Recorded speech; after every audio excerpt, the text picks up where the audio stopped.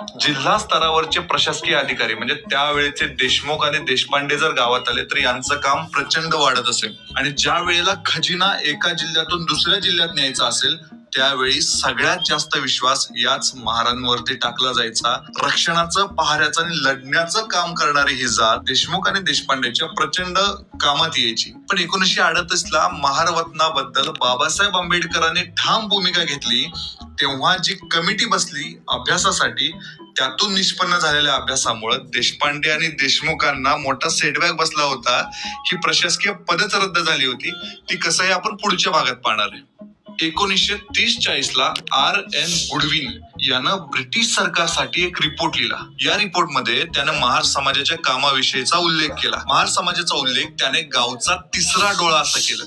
पहारा देणे, राखणदारी करणे, गावचं रक्षण करणे ही पारंपरिक कामं महार समाज करायचाच, याची वारंवार आपण चर्चा